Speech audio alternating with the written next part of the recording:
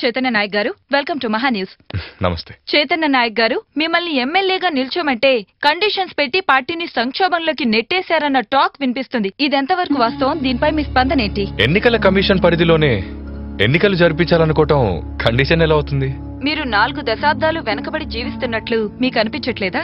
అంటే మానవతా విలువలను ఈ రాజకీయ వ్యవస్థ నుంచి కాపాడుకోవటమా? మరి మీ తండ్రి లేని సమాజ్ పార్టీలోనే కంటిన్యూ అవ్వాలనుకుంటున్నారా? మీ భవిష్యత్తు కార్యాచరణ ఎలా ఉండబోతుంది? నా ఆశయాలకి దూరంగా ఉండే పార్టీకి నేను దగ్గర అవ్వలేను. అలాగని రాజకీయాలకి దూరంగా ఉండదలుచుకోలేదు. అంటే కొత్త పార్టీ పెట్టే ఆలోచన ఏమైనా ఉందా? అవసరాన్ని బట్టి నిర్ణయం. ఓకే చైతన్య నాయక్ గారు, ఒకవేళ మీరు పార్టీ గాని పెడితే మీ స్ట్రాటజీ ఎలా ఉండబోతుంది? స్ట్రాటజీ నా ఓటరే నా స్ట్రెంగ్త్, నా కాన్సెప్ట్. అంతేగాని ఓటర్ని వంచే స్ట్రాటజీ కాదు. మీరు అనుకున్న ఈ కాన్సెప్ట్ ని అసలు ఓటర్ అర్థం చేసుకోగలడంటారా? అందుకే ఎడ్యుకేట్, యాజిటేట్, ఆర్గనైజ్ అన్న 3 అంశాలని నేను నమ్ముతున్నాను. ఓటర్ యాజిటేట్ అయ్యే విధంగా ఎడ్యుకేట్ చేసి, ఆర్గనైజ్ చేసి ఈ రాజకీయ వ్యవస్థను కూలుస్తాను, తప్పక కూలుస్తాను. ఫస్ట్ ఆఫ్ ఆల్ మీకున్న నమ్మకాన్ని మేము అభినందిస్తున్నామండి. కాకపోతే మీరు సివిల్ ఇంజనీరింగ్ చేశారు కదా, రాజకీయాల్లో ఎంతవరకు రాణించగలరన్న నమ్మకం మీకుంది? రాజకీయ శాస్త్రాన్ని సామాన్య శాస్త్రంలా కాకుండా సాంఘిక శాస్త్రంలో ఒక భాగంగా చదివాను. ఒక సోషల్ సైంటిస్ట్ గా ప్రజల సమస్యల్ని అర్థం చేసుకోవడానికి ప్రయత్నిస్తాను. సరే, ప్రభుత్వంలో పాతుకుపోయిన కరప్షన్ ని దినచర్యలో ఒక భాగంగా చూసే సమాజానికి మీరు అర్థమయ్యేలా ఏ విధంగా చెప్పగలరు? అలాగే గడిచిన 6 దశాబ్దాలలో ఎదుగుతున్న కరప్షన్ ని ఎన్నో దర్యాప్తు సంస్థలు, వాటికి అధిపతులుగా ఉంటున్న అధికారులు కరప్షన్ ని కంట్రోల్ కాదు కదా, కనీసం మినిమైజ్ కూడా చేయలేకపోయాయి. దీనికి కారణం ఏంటి? కరప్షన్ అనే చెట్టు భూమి పైకి ఎంత ఎత్తుకు పెరిగిందో భూమి లోపల కూడా అంతే లోతుకు పాతుకుపోయింది. దాన్ని నివారించాలంటే మన ప్రభుత్వం రూట్స్ తో సహా పెకలించాలి. కానీ ఆ చెట్టు కొమ్మని కాదు కదా, ఆకును కూడా పీకలేకపోయాయి. అదెలా సాధ్యం? మీరే చెప్పండి. సామాజిక ఆర్థిక అసమానతలు, వాటిని కొల్లగొట్టే రాజకీయ వ్యవస్థ, ఆ వ్యవస్థకు తోడ్పడుతున్న అధికారిక సంస్థలు ఎవరి చేతనైతే ఎన్నుకోబడుతున్నాయో ఆ ఓటర్ని ఎడ్యుకేట్ చేసి ఈ వ్యవస్థను కూలుస్తాను.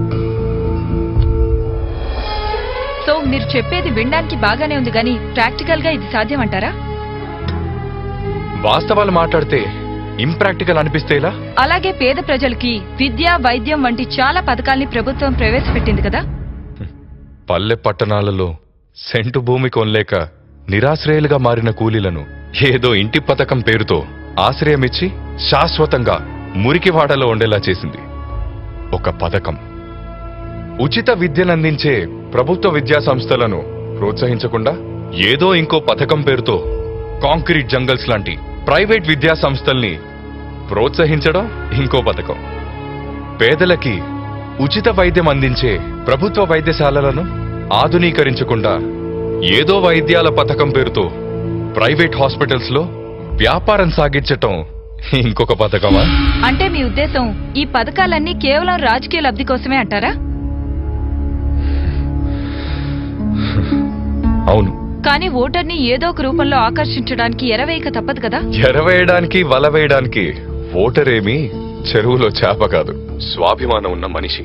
అవసరానికో బ్రెడ్ ముక్కేసి ఓటర్ని పిచ్చగాడిలా మార్చే పథకాలు కాకుండా ఓటరు తన కాళ్ల మీద తను నిలబడి 10 మందిని నిలబెట్టగలిగే శాశ్వతమైన పథకాలతో మేనిఫెస్టోని ప్రవేశపెడతాను.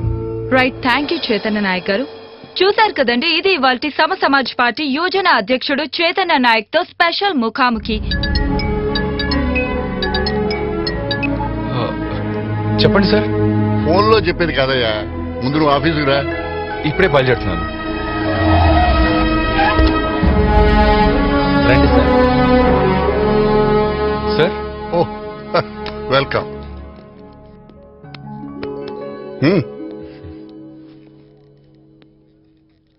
చైతన్య, ఈ 25 సంవత్సరాలుగా మీ నాన్న ఈ పార్టీకి ఎంతో సేవ చేశాడు, ప్రజల్లో ఎంతో పేరు తెచ్చుకున్నాడు.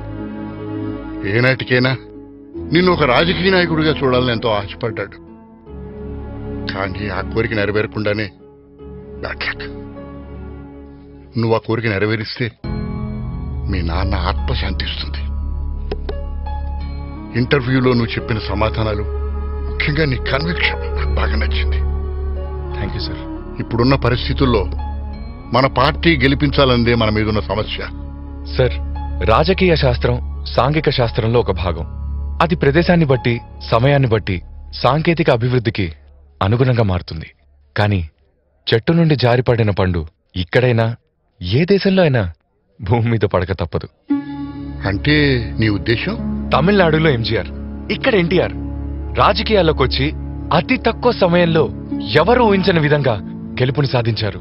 కానీ దాన్ని ఒక సైంటిఫిక్ ఫార్ములాలా కాకుండా ప్రస్తుత పరిస్థితులకి అనుగుణంగా మన మేనిఫెస్టోని తయారు చేసుకుందాం.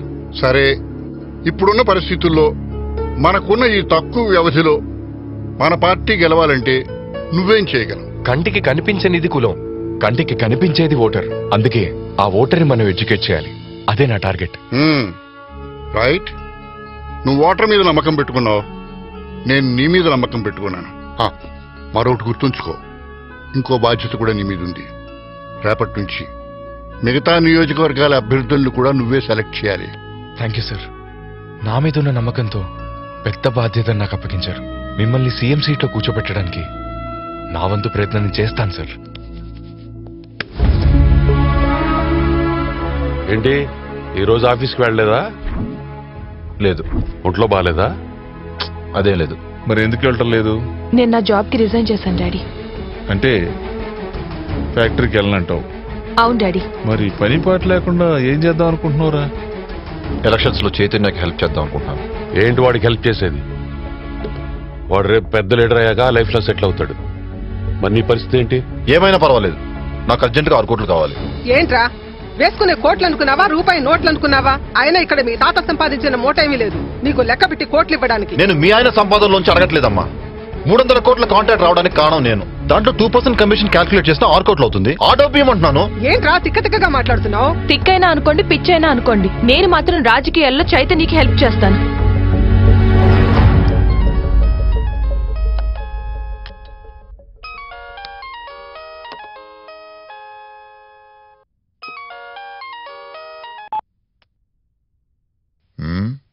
చెప్పమ్మా.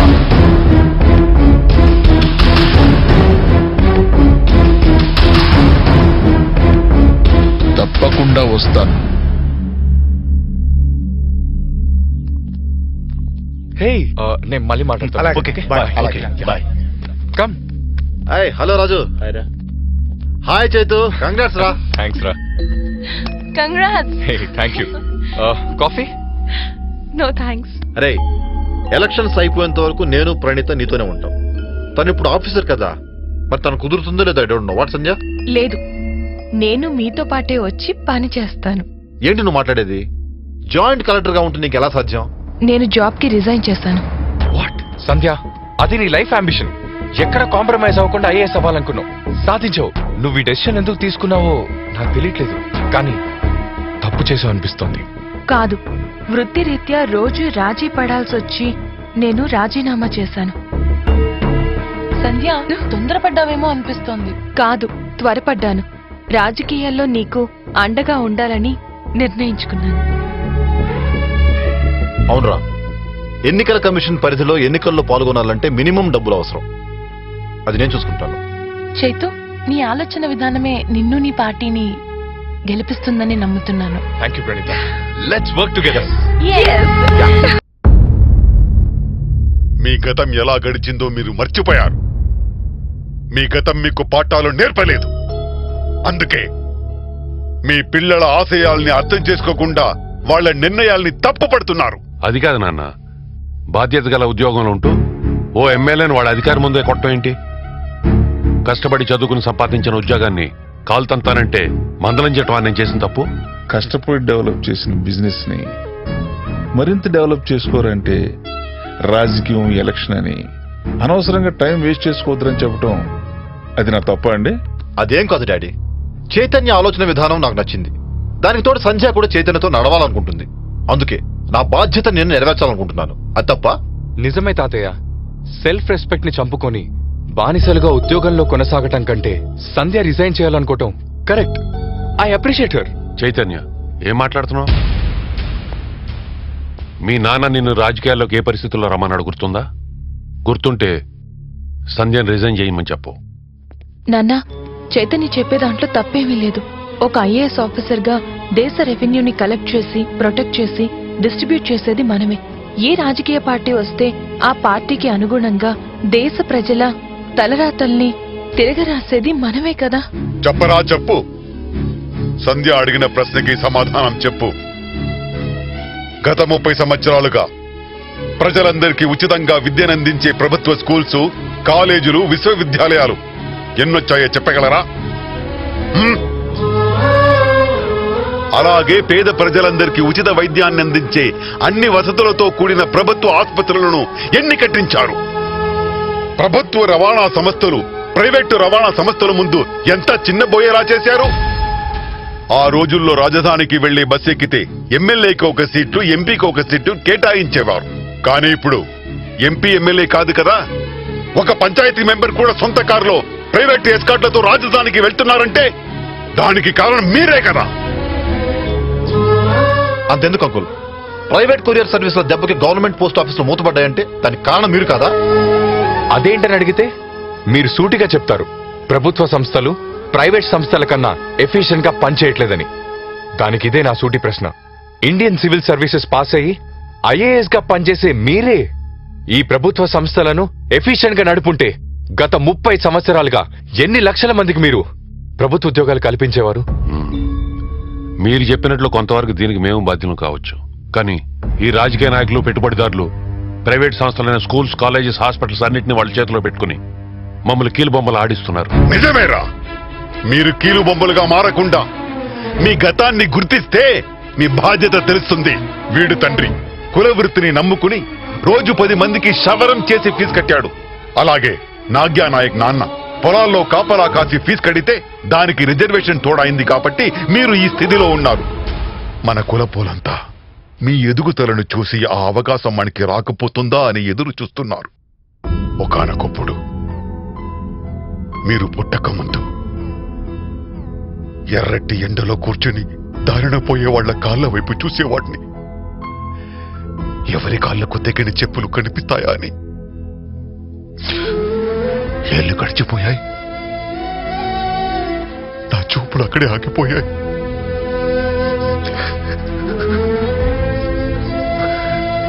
ఆ రోజే నిర్ణయించుకున్నాను, నా పిల్లలు నాలా కిందకి చూడకుండా పైకి చూడాలనుకున్నాను. మిమ్మల్ని పైకి తెచ్చాను. కానీ మీరు కిందకి చూడడం మర్చిపోయారు.